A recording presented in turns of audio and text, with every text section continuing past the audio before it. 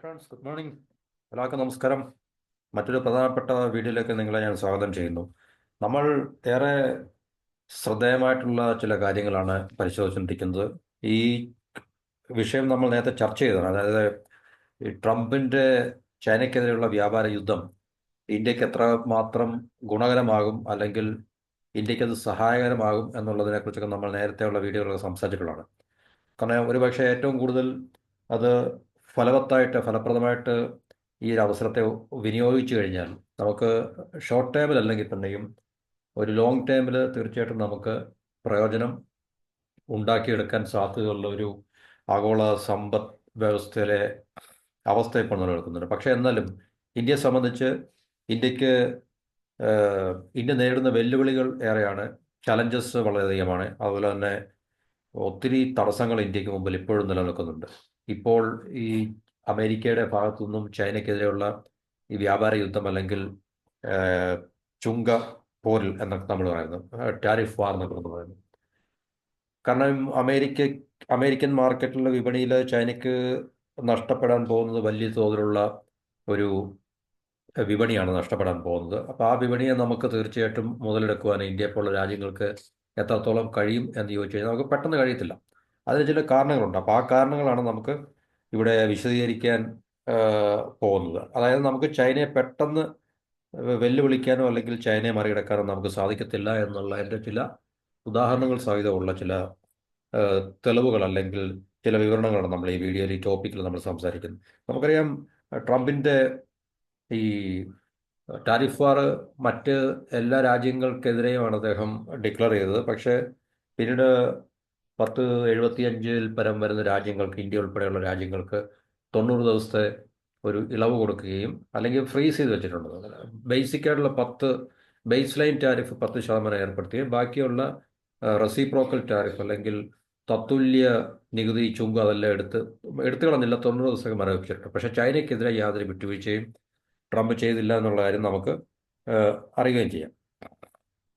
അപ്പോൾ ഇത് ചൈനയ്ക്ക് അമേരിക്കയിലൊക്കെ ഉള്ള എക്സ്പോർട്ടിൻ്റെ അല്ലെങ്കിൽ കയറ്റുമതിയുടെ വലിയൊരു അവസരം നഷ്ടമാകാൻ പോവുകയാണ്. അപ്പോൾ തീർച്ചയായിട്ടും ആ നഷ്ടം മറ്റേതെങ്കിലും ഒരു രാജ്യം നികത്തുക എന്നുള്ളത് അത്യാവശ്യം കൂടാണ്. കാരണം അമേരിക്കയ്ക്ക് കൺസ്യൂം ചെയ്യാൻ തരത്തിലുള്ള സാധന സാമഗ്രികൾ മറ്റേതെങ്കിലും രാജ്യത്തിൽ നിന്ന് അവർക്ക് അക്യൂർ ചെയ്തേ പറ്റത്തുള്ളൂ, പോസ്റ്റ് ചെയ്തേ പറ്റുള്ളൂ. അപ്പോൾ അത് ഇന്ത്യക്ക് എത്രത്തോളം സുവർണാവസരം ഇത് തുറന്ന് തരും, അല്ലെങ്കിൽ ഇന്ത്യക്ക് ഇത് ഒരു ഗോൾഡൻ ഓപ്പർച്യൂണിറ്റി ആണെന്നുള്ള രീതിയിലുള്ള ചർച്ചകളൊക്കെ ഇവിടെ നടന്നിട്ടുണ്ട്. പക്ഷെ അത് അത്ര എളുപ്പമല്ല കാര്യങ്ങൾ എന്നുള്ള കാര്യം നമുക്ക് മനസ്സിലാക്കേണ്ടിയിരിക്കുന്നു. ഇന്ത്യയുടെ അല്പം കൂടെ മൃദു സമീപനം, വളരെ സോഫ്റ്റ് ആയിട്ടുള്ള അപ്രോച്ച് ട്രംപ് എടുക്കുന്നൊക്കെ ഉള്ളൊരു ധാരണയൊക്കെ ഉണ്ടായിരുന്നു. പക്ഷേ അതൊന്നും നടന്നില്ല. കാരണം അമേരിക്കയിലേക്കുള്ള ഇന്ത്യയുടെ കയറ്റുമതി വളരെ ചുരുക്കമായത്. എന്ന് വെച്ചാൽ അത്രയ്ക്ക് കാര്യമായിട്ടുള്ള കയറ്റുമതി ഒന്നും ഇപ്പോൾ ചൈന കയറ്റുമതി ചെയ്യുന്ന പോലെ, ജപ്പാൻ കയറ്റുമതി ചെയ്യുന്ന പോലെ, വിയറ്റ്നാം കയറ്റുമതി ചെയ്യുന്ന പോലെ ഒന്നും ഇന്ത്യയിൽ നിന്ന് അമേരിക്കയിലേക്കുള്ള കയറ്റുമതി അത്രയ്ക്ക് കാര്യമാത്ര പ്രസക്തമൊന്നുമില്ല. അപ്പോൾ അതത്ര വളരെ ചുരുക്കമായതിനാൽ ഉയർന്ന ടാരിഫ് നമുക്ക് മുകളിൽ ട്രംപ് ഇമ്പോസ് ചെയ്ത് കഴിഞ്ഞാൽ തന്നെ അതിൻ്റെ പ്രത്യാഘാതങ്ങൾ വളരെ കുറവായിരിക്കും എന്നൊക്കെയുള്ളതാണ് ചില ആൾക്കാരുടെ അഭിപ്രായം എന്ന് പറഞ്ഞു കഴിഞ്ഞാൽ. അപ്പോൾ രണ്ട് തന്നെ ആയാലും ശരി, നമുക്കത് പ്രായോഗിക തലത്തിൽ വന്നു കഴിഞ്ഞാൽ മാത്രമേ എന്താണ് ശരിക്കുമുള്ള ഇമ്പാക്റ്റ്, നമ്മുടെ എക്കോണമിക്ക് മുകളിലുള്ള ഇമ്പാക്റ്റ് എന്തായിരിക്കും എന്നുള്ളത് നമുക്ക് മനസ്സിലാക്കാൻ സാധിക്കത്തുള്ളൂ.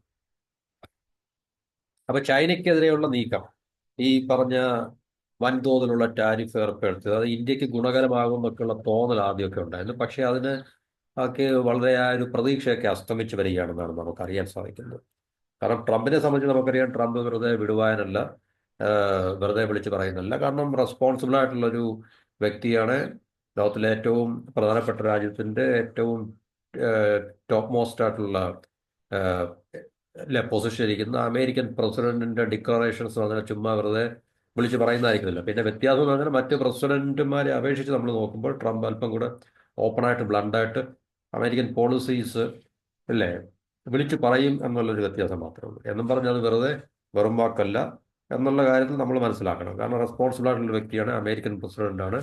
മോസ്റ്റ് പവർഫുൾ നേഷനാണ് അമേരിക്ക. മോസ്റ്റ് പവർഫുൾ നേഷന്റെ പ്രസിഡന്റാണ് ഇതുപോലുള്ള പോളിസി മാറ്റേഴ്സ് വിളിച്ചു പറയുന്നത്. അപ്പം ഇന്ത്യക്കെതിരെയും ചൈനയ്ക്കെതിരെയൊക്കെ അദ്ദേഹം ഉന്നയിക്കുന്ന കാര്യങ്ങൾ വളരെ കൃത്യമാണ് എന്നുള്ള കാര്യം സംശയങ്ങളൊന്നുമില്ല.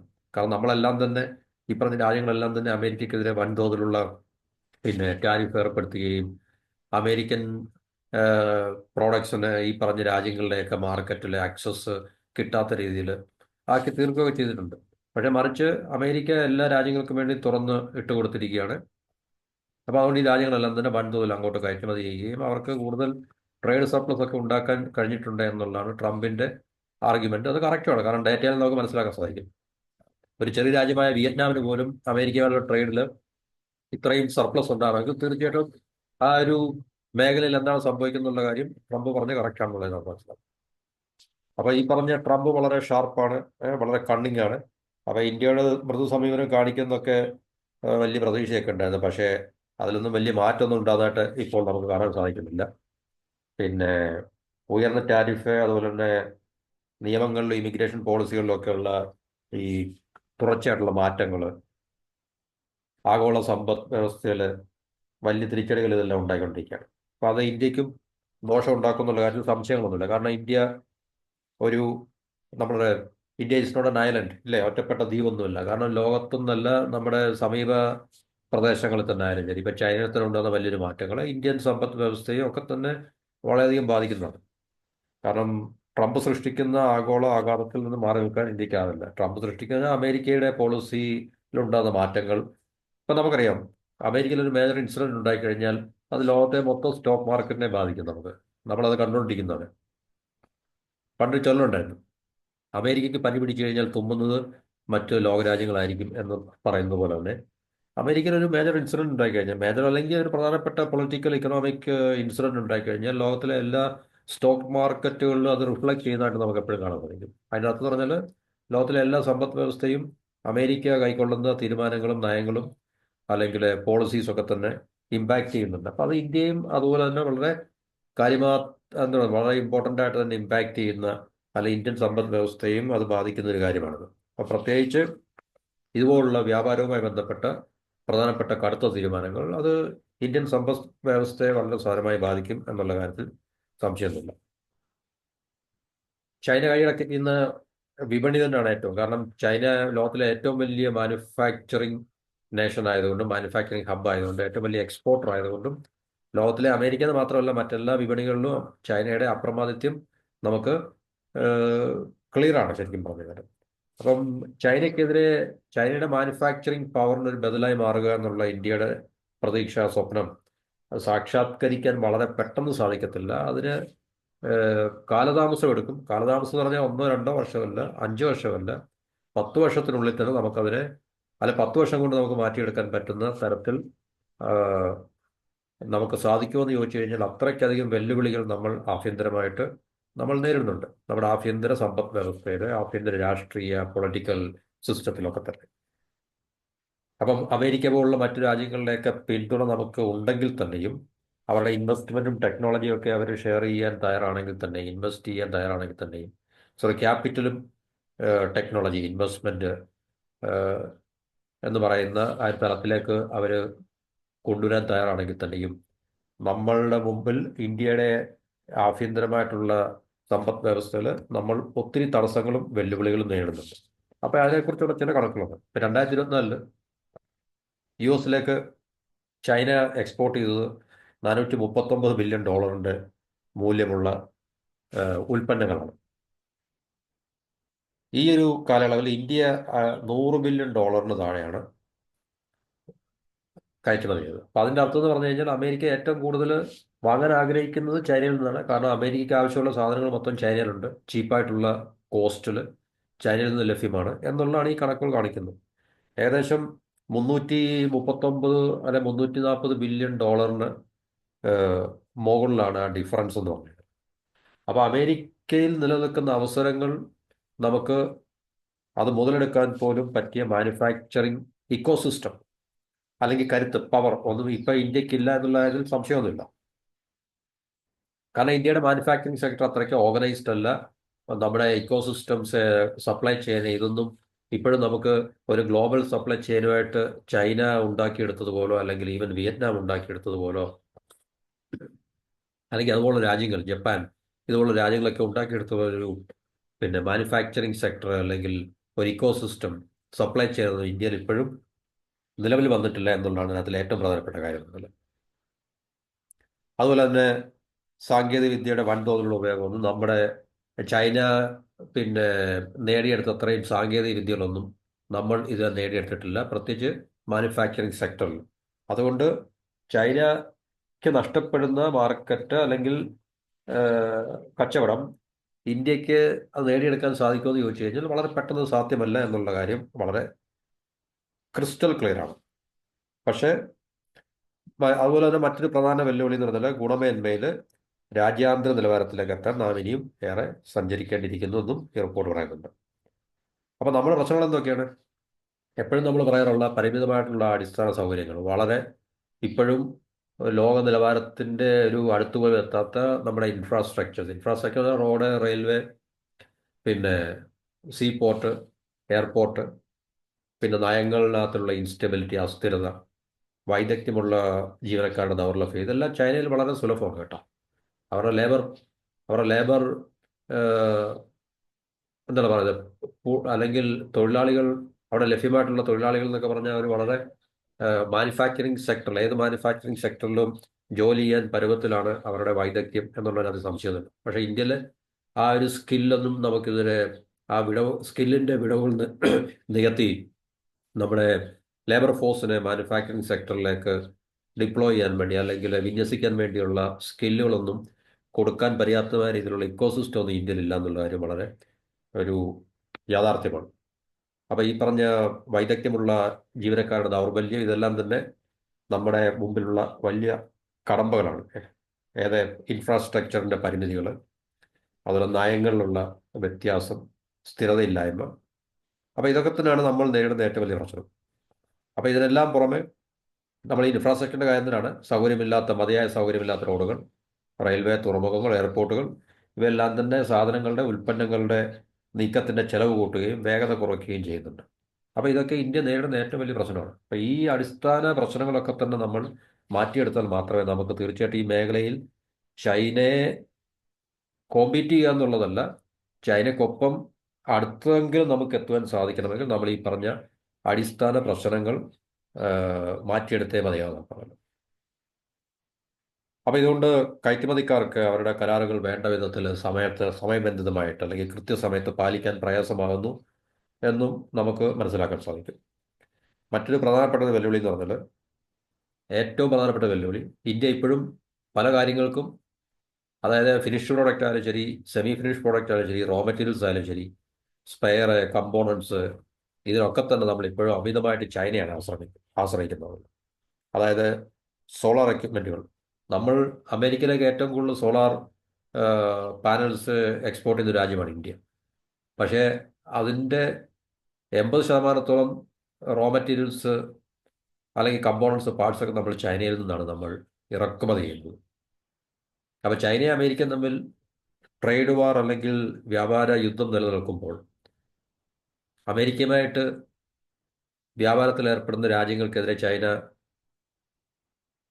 കർശന നിയമങ്ങൾ ഏർപ്പെടുത്താനുള്ള സാധ്യതയുണ്ട്. അപ്പോൾ ഇന്ത്യ ചൈനയിൽ നിന്നും ഈ പറഞ്ഞ സോളാർ റോ മെറ്റീരിയൽസ്, എന്തിനായി സോളാർ പാനൽസിന് അല്ലെങ്കിൽ സോളാർ എക്യുപ്മെൻറ്റുകളൊക്കെ മേടിച്ചിട്ട് നമ്മൾ അത് ഉപയോഗിച്ച്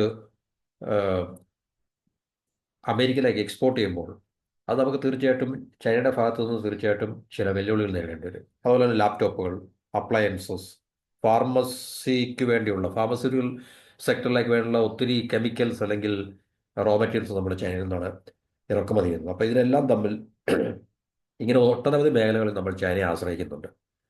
അപ്പോൾ അമേരിക്കയുമായിട്ട് ചൈന ബദൽ കരാറുകൾ അമേരിക്കയുമായിട്ട് ഈ പറഞ്ഞ ട്രേഡിൻ്റെ കാര്യത്തിൽ കൂടുതൽ നയപരമായിട്ടുള്ള ബദൽ സംവിധാനങ്ങൾ ഏർപ്പെടുത്താൻ പോകുന്ന രാജ്യങ്ങൾക്കെതിരെ എല്ലാം തന്നെ ചൈന താക്കീതും ചെയ്തിട്ടുണ്ട്. അപ്പോൾ ഇങ്ങനെയുള്ള സംവിധാനങ്ങൾ തീർച്ചയായിട്ടും ഇന്ത്യക്ക് ഗുണത്തെക്കാളേറെ ദോഷകരമായിരിക്കും ഉണ്ടാകാൻ പോകുന്നത്. അപ്പോൾ അങ്ങനെ നമ്മളൊരു ത്രിശങ്കു സ്വർഗത്തിൽ എന്ന് വേണമെങ്കിൽ നമുക്ക് പറയാൻ പറ്റും. ഒരു ട്രാപ്പിലാണ് ശരിക്കും പറഞ്ഞിരിക്കുന്നത്.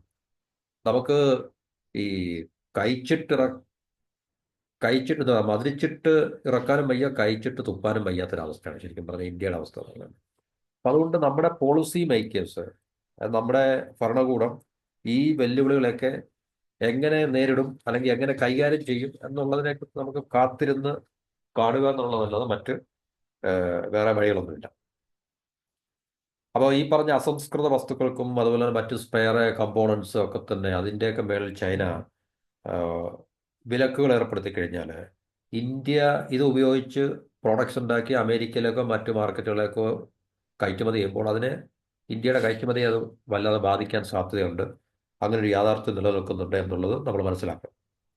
അതുപോലെ തന്നെ കൃത്യമായിട്ടുള്ള നയങ്ങൾ, ടാക്സ് എക്സംഷൻസ് അല്ലെങ്കിൽ നികുതി ഇളവുകൾ, is of doing business, business സൗഹൃദ അന്തരീക്ഷം, ഇതൊക്കെ ഇന്ത്യയിൽ ഇപ്പോഴും നിലവിലില്ലാത്ത സാഹചര്യങ്ങളാണ് നമ്മൾ ശരിക്കും പറഞ്ഞു കഴിഞ്ഞാൽ. അതുപോലെ രാഷ്ട്രീയ നേതൃത്വത്തിൻ്റെ ആത്മാർത്ഥത, അതൊക്കെ നമുക്കറിയാം. അതൊക്കെ എത്രത്തോളം ഉണ്ടാവും എന്നുള്ള കാര്യം നമുക്ക് കണ്ടറിയണം. അതൊക്കെ അതുപോലെ നല്ല ഭരണാധികാരികൾ, സ്റ്റേറ്റ്സ്മാൻഷിപ്പുള്ള ഭരണാധികാരികൾ, ശാസ്ത്ര സാങ്കേതിക വിദ്യാഭ്യാസത്തിന് മതിയായ ഊന്നൽ. അപ്പം ഇതൊക്കെ ചൈന വളരെ മുൻപിലാണ് ഈ പറഞ്ഞ മേഖലകളൊക്കെ തന്നെ. ചൈനയും അല്ലെങ്കിൽ ഈവൻ വിയറ്റ്നാം ഇതുപോലുള്ള രാജ്യങ്ങളൊക്കെ തന്നെ, വിയറ്റ്നാം നമ്മളെക്കാളുള്ള എത്രയോ ചെറിയ രാജ്യമാണ്, എന്നിട്ട് ഈ പറഞ്ഞ മേഖലകളിലൊക്കെ തന്നെ വിയറ്റ്നാമൊക്കെ വളരെ മുൻപന്തിയിലാണ് ശരിക്കും പറഞ്ഞാൽ. അപ്പം ഈ ഒരു അവസ്ഥയിലേക്ക് ഇന്ത്യ എത്തിപ്പെടുക എന്നുള്ളത് വളരെ ശ്രമകരമായിട്ടുള്ള ഒരു ഹെർക്കൂലിയൻ ടാസ്ക് എന്നൊക്കെ നമുക്ക് പറയാൻ പറ്റും, അല്ലെങ്കിൽ ഹിമാലയൻ ടാസ്ക് എന്നൊക്കെ നമുക്ക് പറയാൻ പറ്റും. അത്ര പെട്ടെന്ന് നമുക്ക് നേടിയെടുക്കാൻ ഒരു 2-3 വർഷം കൊണ്ടോ 5 വർഷം കൊണ്ടോ നമുക്ക് നേടിയെടുക്കാൻ പറ്റാത്ത വിധത്തിലുള്ള വെല്ലുവിളികളും തടസ്സങ്ങളും പ്രതിബന്ധങ്ങളും ഒക്കെ തന്നെ നമ്മുടെ രാജ്യത്ത് ഇപ്പോഴും നിലനിൽക്കുന്നുണ്ട്. അപ്പോൾ ഈ പറഞ്ഞ കാര്യങ്ങളെല്ലാം തന്നെ മുന്നിൽ നിർത്തിക്കൊണ്ട്, അതായത് കൃത്യമായ നയങ്ങളെ, നികുതി ഇളവുകള്, ബിസിനസ്സിന് സൗഹൃദപരമായിട്ടുള്ള അന്തരീക്ഷം, ആത്മാർത്ഥതയുള്ള രാഷ്ട്രീയ നേതൃത്വം, കക്ഷി രാഷ്ട്രീയ ഭേദമന്യേ, അതുപോലെ തന്നെ ഭരണാധികാരികൾ, സ്റ്റേറ്റ്സ്മെൻ, ശാസ്ത്ര സാങ്കേതിക, സയൻസ് ആൻഡ് ടെക്നോളജി, മാത്സ് ഇതുപോലുള്ള മേഖലകളിലൊക്കെ കൂടുതൽ ഊന്നൽ കൊടുത്തുകൊണ്ടുള്ള വിദ്യാഭ്യാസ രീതികൾ. അപ്പം ഇതെല്ലാം ഉണ്ടാക്കിയെടുത്ത് വർഷങ്ങളായിട്ട് നമ്മൾ ഈ പറഞ്ഞ ഒരേ ലക്ഷ്യം മുന്നിൽ നിർത്തിക്കൊണ്ട് കഠിനാധ്വാനം ചെയ്താൽ മാത്രമേ നമുക്ക് ചൈനയുടെ ഒപ്പം എത്താനോ അല്ലെങ്കിൽ ചൈനയുടെ അടുത്തുപോലും നമുക്ക് എത്താൻ സാധിക്കത്തുള്ളൂ. ഒരു മാനുഫാക്ചറിങ് ബദൽ ശക്തിയായിട്ട്, ചൈനയ്ക്ക് ഒരു ഓൾട്ടർനേറ്റീവായിട്ട്, മറ്റു രാജ്യങ്ങൾക്ക് ആശ്രയിക്കത്തക്ക രീതിയിൽ ഒരു ഓൾട്ടർനേറ്റീവ് മാനുഫാക്ചറിങ് പവറായിട്ട് ഇന്ത്യക്ക് മാറണമെങ്കിൽ ഈ പറഞ്ഞ കാര്യങ്ങളിൽ തീർച്ചയായിട്ടും ശ്രദ്ധ ചെലുത്തിയേ വരത്തുള്ളൂ. അല്ലെങ്കിൽ നമുക്ക് തീർച്ചയായിട്ടും നഷ്ടപ്പെടാൻ പോകുന്നത് വീണ്ടും വലിയ അവസരങ്ങളായിരിക്കും. പഴയ പോലെ എന്ന് പറയുമ്പോൾ ചൈന 70കളുടെ അവസാനത്തിൽ തുടങ്ങി സാമ്പത്തിക പരിഷ്കാരങ്ങളിൽ കൂടി മുന്നോട്ട് ശക്തിയായി മുന്നേറിയപ്പോൾ ഇന്ത്യക്ക് നഷ്ടപ്പെട്ടത് വൻ അവസരങ്ങളാണ് ആ കാലഘട്ടത്തിലുള്ളത്. ഇനി ഇന്ത്യ 90 വരെ കാത്തിരുന്ന് മൻമോഹൻ സിംഗും നരസിംഹറാവു ഒക്കെ വന്ന് സാമ്പത്തിക പരിഷ്കാരങ്ങൾ തുടങ്ങി. അതിനുശേഷമാണ് ഇന്ത്യൻ സമ്പദ് വ്യവസ്ഥയിൽ എന്തെങ്കിലുമൊക്കെ മാറ്റങ്ങളുണ്ടായത്. എന്നാലും നമുക്ക് പറയത്തക്ക ഒരു സ്പീഡ്, ഒരു പിന്നെ എന്താണ് പറയുന്നത്, അതിനൊരു വേഗത കൈവരിക്കുവാൻ സാധിച്ചിട്ടില്ല. വളരെ സാമ്പത്തിക മേഖലയിൽ വളർച്ച ഉണ്ടായിട്ടുണ്ട്, പക്ഷേ അത് നമുക്ക് ഒരു രാജ്യത്തിന് വേണ്ട രീതിയിൽ ഉള്ള അവസ്ഥയിലേക്ക് നമുക്ക് കൊണ്ടെത്തിക്കാൻ ഇതിന് സാധിച്ചിട്ടില്ല. അപ്പോൾ ആ സാധിക്കാത്തതിന് കാരണം നമ്മുടെ ആഭ്യന്തരമായിട്ടുള്ള ഈ പറഞ്ഞ പ്രശ്നങ്ങൾ ഇപ്പോഴും അതിഗംഭീരമായിട്ട് തന്നെ, അല്ലെങ്കിൽ അതിശക്തമായിട്ട് തന്നെ ആഴത്തിൽ നിലനിൽക്കുന്നത് കൊണ്ട് തന്നെയാണ്. പിന്നെ ബ്യൂറോക്രസിയെക്കുറിച്ച് നമുക്കറിയാം. രാജ്യത്തിന് ബ്യൂറോക്രസിയൊക്കെ രാജ്യത്തിൻ്റെ വളർച്ചയും പുരോഗതിയും വളരെയധികം തടസ്സപ്പെടുത്തുന്ന കാര്യങ്ങളാണ്. അടി മുതൽ മുടി വരെ, അതായത് ഏറ്റവും മുകളിൽ മുതൽ താഴെ വരെ, പഞ്ചായത്ത് തലത്തിൽ വരെയുള്ള ബ്യൂറോക്രസി, ഒഫീഷ്യൽസ്, ഉദ്യോഗസ്ഥ വൃന്ദങ്ങൾ. ഇപ്പം ഇവരൊക്കെ എന്ന് പറഞ്ഞാൽ നമ്മുടെ ഇന്ത്യൻ സമ്പദ് വ്യവസ്ഥയുടെ അല്ലെങ്കിൽ സാമൂഹിക പരിഷ്കാരങ്ങളുടെയൊക്കെ മേഖല, അല്ലെങ്കിൽ അതുമായിട്ട് ബന്ധപ്പെട്ട് നമ്മൾ നോക്കുമ്പോൾ ഇതിനൊക്കെ വിലങ്ങുതടി സൃഷ്ടിക്കുന്ന അല്ലെങ്കിൽ തടസ്സം നിൽക്കുന്ന ഒരു സംവിധാനമാണ്. അപ്പോൾ അതിനെയൊക്കെ അടിമുടി മാറ്റിയെടുക്കുക എന്നുള്ളത് വളരെ എളുപ്പമല്ല. അത് ശ്രമകരമായിട്ടുള്ളൊരു അവസ്ഥയാണ്. അതിനൊക്കെ വലിയൊരു സ്റ്റേറ്റ്സ്മാൻഷിപ്പ് ഭരണാധികാരികൾ ശരിക്കും വേണം. ഇപ്പം ഈ പറഞ്ഞ ചൈനയിലെ പോലെ ഡെങ് ഷിയോപിങ്ങിനെ പോലെ, അല്ലെങ്കിൽ സിംഗപ്പൂരിൻ്റെ ഒരു ലീഡർ ഉണ്ടായിരുന്നു, പേര് ഞാൻ മറന്നുപോയി, ലീ ലീ ലീ കുവാൻ എന്തുവാ, ഇപ്പോൾ സിംഗപ്പൂരിനെയൊക്കെ മോഡേണൈസ് ചെയ്തെടുത്ത, അതുപോലെ വിയറ്റ്നാമിലുള്ള ലീഡേഴ്സിനെ പോലൊക്കെ തന്നെ വളരെ സ്റ്റേറ്റ്സ്മാൻഷിപ്പോട് കൂടി രാജ്യത്തിൻ്റെ താല്പര്യങ്ങൾ മാത്രം മുൻനിർത്തിക്കണ്ട് നയങ്ങളെ രൂപീകരിക്കുകയും നയങ്ങളെ ഉണ്ടാക്കിയെടുക്കുകയും ഒക്കെ ചെയ്യാൻ പ്രാപ്തിയുള്ള ഭരണാധികാരികളും ഭരണകൂടവും ഉണ്ടെങ്കിൽ മാത്രമേ തീർച്ചയായിട്ടും നമ്മുടെ രാജ്യത്ത് ഇതുപോലുള്ള മാറ്റങ്ങൾ ഫലവത്താകൂ, അല്ലെങ്കിൽ മാറ്റങ്ങൾ ഉണ്ടാക്കിയെടുക്കാൻ സാധിക്കൂ എന്നുള്ളതിൽ നമ്മളിത് പണ്ട് മുതലേ നമ്മൾ സംസാരിക്കുന്ന ഒരു കാര്യമാണ്. ഇപ്പോൾ നമ്മൾ വളരെ ക്രൂഷ്യലായിട്ടുള്ള ഒരു മൊമെന്റിലാണ് നമ്മൾ. ഇന്ത്യയിലെ എല്ലാ രാജ്യങ്ങളും തന്നെ, ഒട്ടുമിക്ക എല്ലാ രാജ്യങ്ങളും. പക്ഷേ നമ്മൾ ഇന്ത്യയെക്കുറിച്ച് സംസാരിച്ചാൽ മതി. അപ്പം നമ്മൾ അത്രയ്ക്ക് പ്രധാനപ്പെട്ട ഒരു പിന്നെ ചരിത്രത്തിൻ്റെ, അല്ലെങ്കിൽ നമ്മളുടെ രാജ്യത്തിൻ്റെ യാത്രയിൽ ഒരു പ്രധാനപ്പെട്ട ഒരു മൊമെന്റിലാണ്, ഒരു അവസ്ഥയിലാണ് നമ്മളിപ്പോൾ വന്നിരിക്കുന്നത്. അപ്പം ഇത് നമുക്ക് തീർച്ചയായിട്ടും ശക്തമായിട്ടുള്ള വെല്ലുവിളികൾ നൽകുന്നതോടൊപ്പം തന്നെ അതിഗംഭീരമായിട്ടുള്ള അവസരങ്ങൾ നമുക്ക് നൽകുന്നുണ്ട്. പക്ഷേ ഈ അവസരങ്ങളെ മുതലെടുക്കുവാൻ നമ്മുടെ രാഷ്ട്രീയ ഭരണ നേതൃത്വം എത്രത്തോളം പ്രാപ്തമാണ്, അല്ലെങ്കിൽ അവർക്ക് എത്രത്തോളം കഴിയും, ആത്മാർത്ഥതയുണ്ട് എന്നുള്ളതിനെ ആശ്രയിച്ചിരിക്കും നമ്മളുടെ ഇന്ത്യയുടെ മുമ്പോട്ടുള്ള വളർച്ചയും. ഈ പറഞ്ഞ രീതിയിൽ നമുക്ക് ചൈനയ്ക്കൊപ്പം തന്നെ എത്താൻ നമുക്ക് കഴിയത്തക്ക രീതിയിൽ ഇന്ത്യയെ മാറ്റിയെടുക്കുക എന്നുള്ള ആ ഒരു ശ്രമമൊക്കെ തന്നെ.